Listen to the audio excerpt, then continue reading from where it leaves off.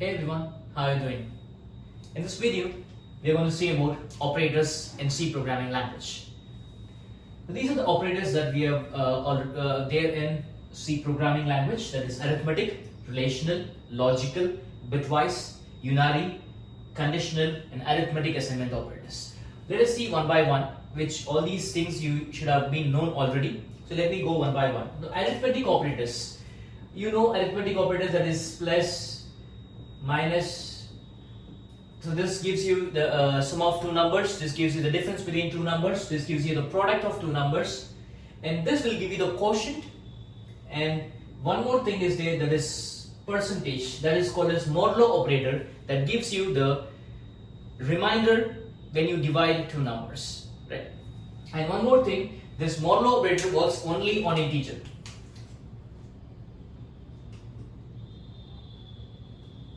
I cannot use modulo operator on float, so make sure that you are using modulo operator only on integer. For example, I can give an example like 10 mod 2, that gives you remainder is 0.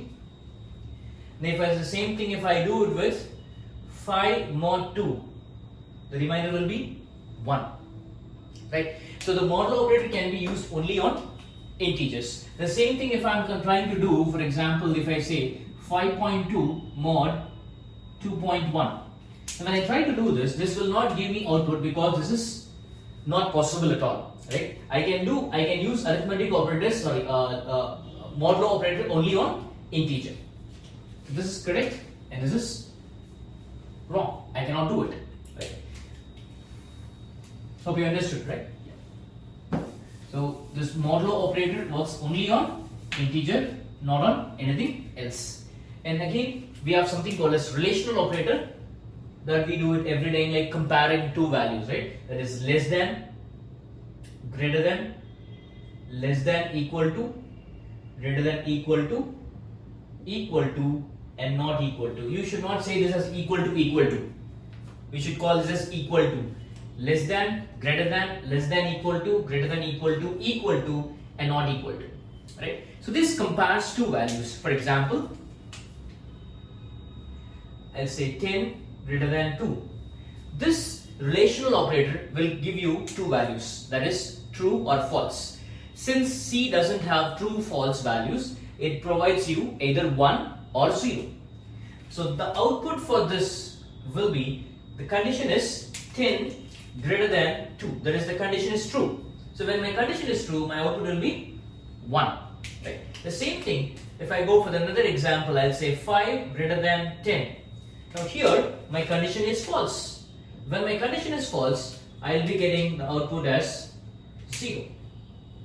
So as far as C programming language is concerned, 0 means false, 1 means true in relational operator. Now, in general, in C programming language, I just want you to make a note of it. Any non-zero value that I give is true, and anything other than non-zero, that is 0, is false. Now this is the universal truth of C programming language, or you can take C or C++, right? The universal truth is non-zero. Any non-zero value is considered to be true if I'm going to check in conditions, right? If I'm going to check in condition, not normally, if I'm going to check in any condition, any non-zero value is true and 0 is said to be false. Yeah. So now here, what the output will be produced, right? If the condition is true, the output will be 1. If the condition is false, the output will be 0. So now relational operator helps you in comparing the conditions, comparing two values and provide you some output. So that can be either true or false. Like same for everything. That is greater than, less than, equal to, greater than, equal to. You should be knowing what is less than and equal to together, right? And equal to and not equal to. If it is not equal to, you will be getting true. If it is equal to, you will be getting true here, right?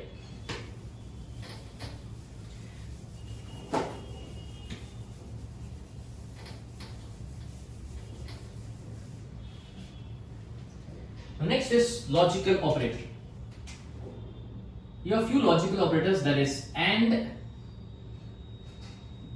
or, and not.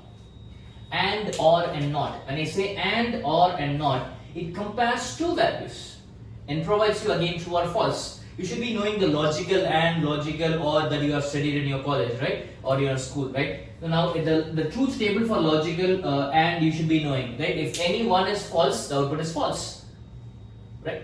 And it will provide you true value only when both are true. And this OR, here if any one is true, the output is true, right? And here not, it will negate the value. For example, like it will convert the value. Like if I am giving a true value, it will be converted to false. If I am giving a false value, it will be converted to true. For example, if I have A that is 10 and my B is 20 and C is 30, let it be 25. Right. Now here I say A and B,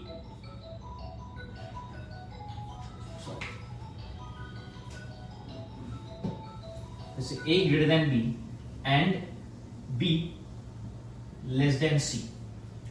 When I compare this, right, I do normal comparison, that is 10 greater than 20. 10 greater than 20 condition is false, so I will be getting 0. And there is an AND operator here, right? Now here, as per the associativity, whenever I get a false on my left hand side and there is an AND operator, my operation will never go to the right hand side. So after producing a false result, and if I find an AND operator, it will never go to the right hand side. That's the rule. Because AND, you do AND with 0, and anything that provides here, that's not a matter for me.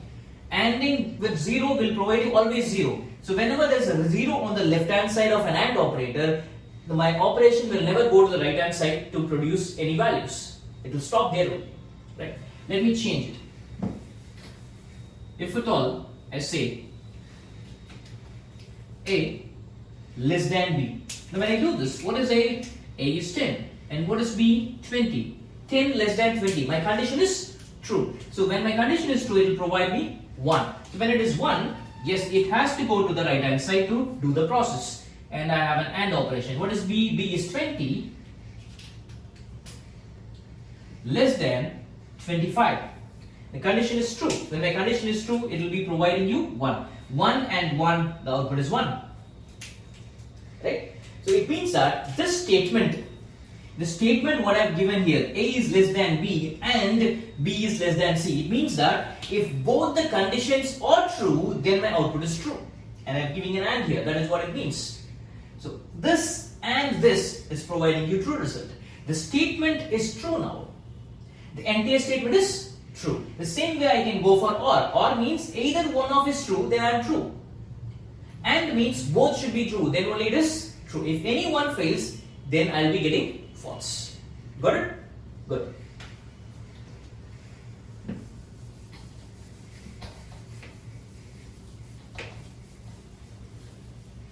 Let me give an example for NOT, because that is a little bit different.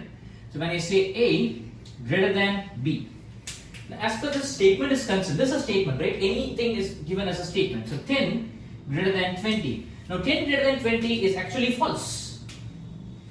10 greater than 20 is actually false. But when I do like this, not of, no, it means that I am doing a not for 0. That is, not of 0 is 1. That is true. Not of 0 is 1. So when I say not, it means that I am getting a opposite result of what I am getting inside. So when it is false, I will be getting true. When it is true, I am getting false. Now this will be used whenever it is required based on my requirement, right? So we are going to use anything and everything based on our requirement. There is no rule that you have to use this always, right? Whenever there is a requirement, we are going to use it. And next comes our bitwise operator. There are a few bitwise operators that we are going to see now. There is bitwise and bitwise OR, bitwise XOR, left shift and right shift. This is called as left shift and right shift.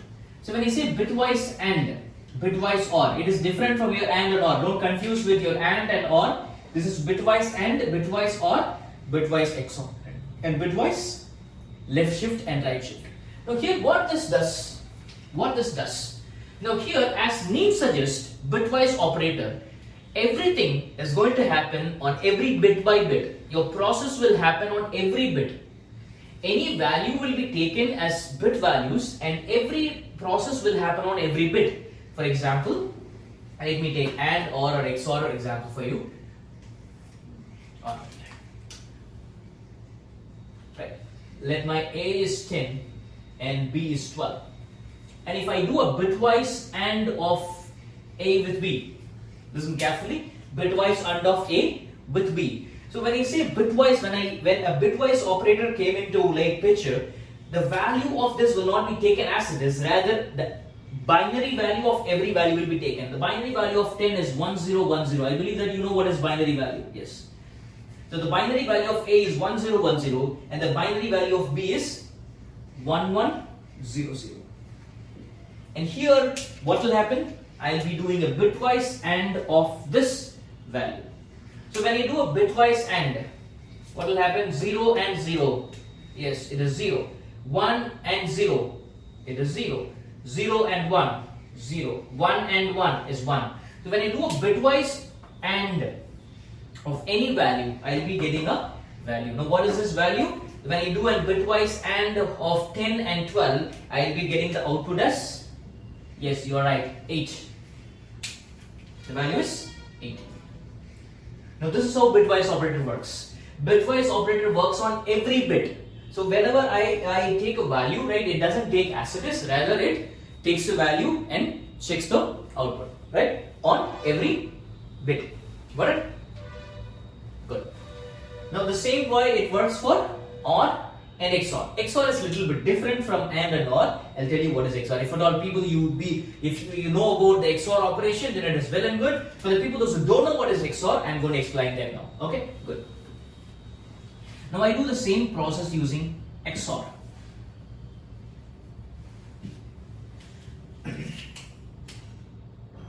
XOR. XOR is a little bit different. The truth table for XOR is totally different. Now it is. I'm going to write the truth table for XOR. Just want you to listen to it. Now, this is the truth table for XOR.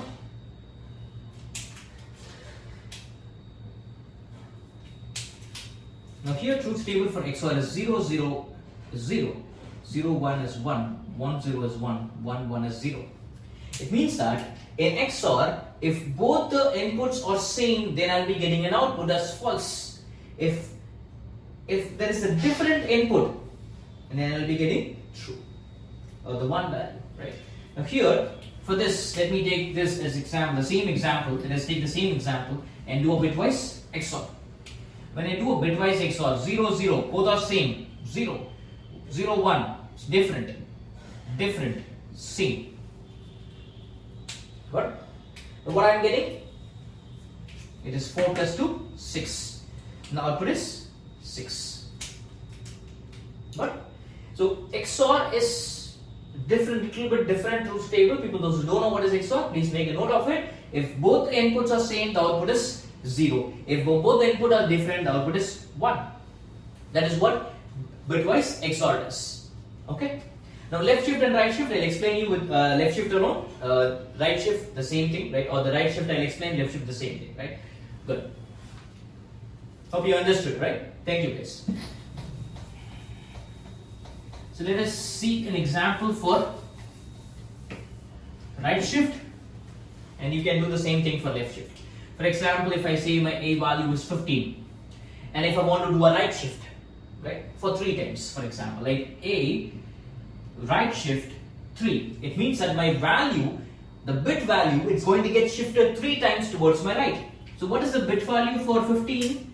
The bit value for 15, the binary value of 15 is 1, 1, 1, 1. If you want, you can take 2 more 8 bits value, right? I can take an 8-bit value, right? So this is what the value of 15 is. Now when I say right shift, excuse me. When I say right shift, the rightmost bit will go out. Rightmost bit will go out. It means that when it goes out, there will be an empty space. So wherever there is an empty space, something will come and occupy it. That's the unsaid truth, right? So when I say like I'll moving this side, like I'll be move towards my right, it will be move towards my right. This is move towards the right, that is going out. This will be move towards the right. 1 will come here. This will move here. 1 will come here. Again 1, 0, 0, 0, and 0. And this will be empty. That empty place will be added with 0. Empty place will be added with 0. Now if I'm saying shift 3 times, let me make it as 2. So that I'll not take much time of yours. 2. When I say 2, 1 shifting is over. Now this 1 will go out. The other ones will come and replace its position. So it will be 1, 1, 0, 0, 0, 0, 0. And here there will be an empty space that will be filled with 0. Now if I left shift my value 15 2 times, I'm sorry. If I right shift my value 15 2 times, my output is 3. Right? So you should be knowing the bit values, right?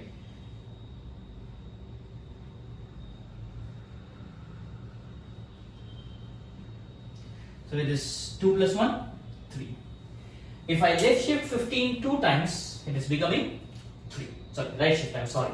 If I right shift it 2 times, I'm getting 3. This is what right shift. If you say left shift, the same thing will happen this side. My leftmost bit will go out and the rightmost bit will be added with 0 every time it goes out. Got it? Good.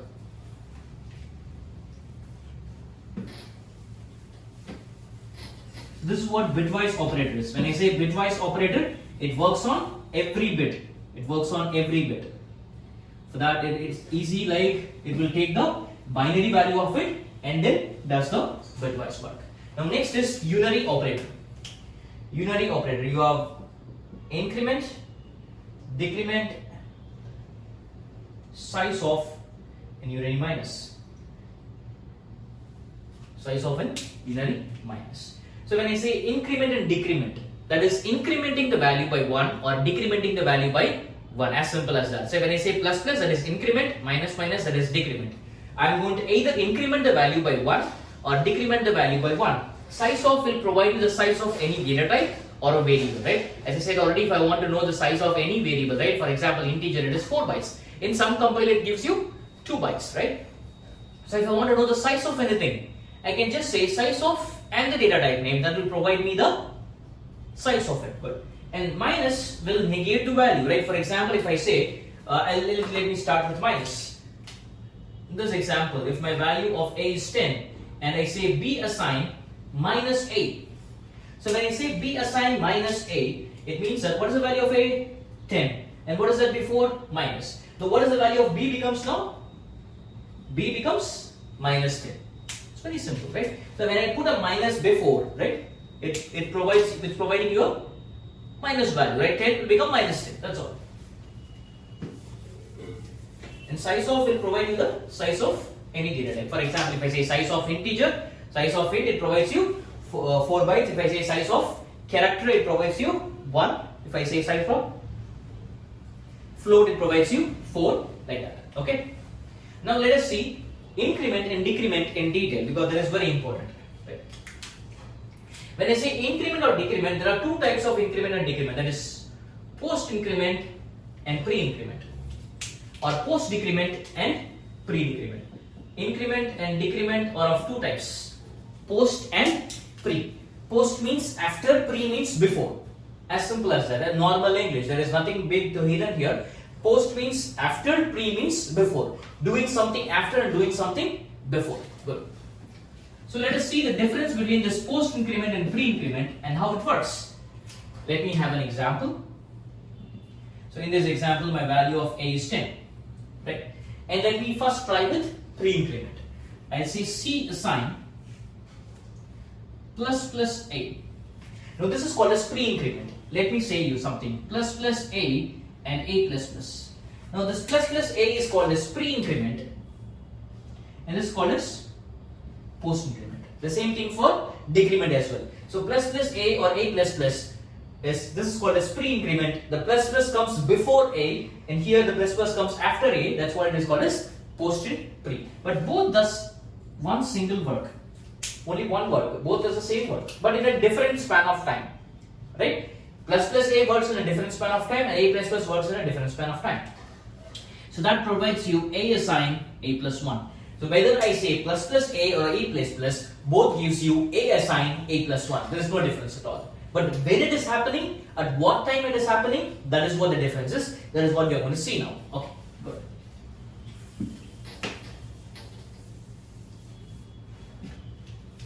Now here when I say C assign plus plus a, so when I say C assign plus plus a, I will be getting like this. C assign, okay, 1 minute. When I do this, C assign, whenever there is an assignment operator, my work will happen immediately on the right hand side. The assignment operator, whenever the process sees the assignment operator, immediately jumps to the right half. So when it goes to the right hand side, what is there on the right hand side? Plus plus a. What is plus plus a? That is a assign a plus 1. What's the value of a? That is 10 plus 1. Now what my a becomes? C assign a assign 11. So here it means that in pre-increment, it goes here and gives you 11 both for C and A. Both the variables C and A will become 11. Got it? Good. So now see the difference in post increment. In post increment, I'll say C assign A plus plus. Good. Now when it sees the assignment operator, immediately I'll jump to the right. So when there is a right hand side, when it goes to the right hand side, what is A? A is there immediately there. A, what is A? 10. 10 will be stored in C. Now what will be my C value now? My C will be 10. Okay, good. What's the next step? After here, I go to the plus plus. Plus plus cannot work alone because it's an operator. No operator can work alone, right? So for any operator to work alone, I require an operand. So now it joins together and then give you A assign A plus 1. That is A assign 10 plus 1. A becomes 11. So this is the difference between the post increment and pre-increment. Post increment will happen later, right? Pre-increment happens together before itself. Okay, good. Next is the conditional operator. That is question mark and colon.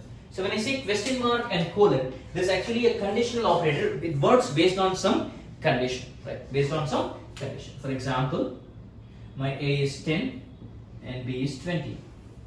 Now here I say C assign A less than B question mark A colon B. Now here how it works, whenever there's an assignment operator, it comes to the right hand side. Now on the right hand side I have a statement that provides you a control state, condition statement, right? So A less than B condition, 10 less than 20 condition is true. So here my condition is true. When my condition is true, immediately goes over the next to the question mark. Whenever something is true, it goes to the question mark. What is there in A? A will be stored in 10. The same statement, if I say like this, I'll say C assign A greater than B question mark A colon B. Right. Now here when it comes here, my condition is false. When my condition is false, immediately the flow will go next to the colon. When my condition is true, the flow will go next to the question mark. When my condition is false, it will go to the colon. Now here B will be stored in C. That's all. This is how the condition statements work. An arithmetic assignment operator works like this, like it's as an arithmetic assignment operator, like it joins with all assignment operators, like plus assign. Now first let me tell you what is assignment operator. This is called as assignment operator. You call it as equal to, right? This operator is called as assignment operator. Now assign arithmetic assignment operator, right? So when I say arithmetic assignment operator, like what are the arithmetic operators here? Plus, minus, star, slash and modulo. Now let me join plus assign, minus assign, star assign, slash assign and modulo assign. Now what is this? Whenever there is an operation that is happening and you have value both on the same, like this example, I say A is 10 and B is 20, and here I say A assign A plus B. You can see A is there on the left hand side and as well as on the right hand side. With these kind of operations, what I do, I join these things together and gives you A plus assign B. So this is replaced with this arithmetic assignment operator. This is just for a shortcut, right? This is just a shortcut, nothing else. This is just a shortcut. Okay, guys, hope you understood whatever I spoke till now in this video. This video is all about operators. We have seen few different operators. One is arithmetic, relational, logical, bitwise, unary, conditional, arithmetic, and assignment and arithmetic assignment operators. If at all you have any doubts in this video, if you have any queries, please do comment in the comment section. And if you like this video, please subscribe to my channel and put a like. Thank you very much.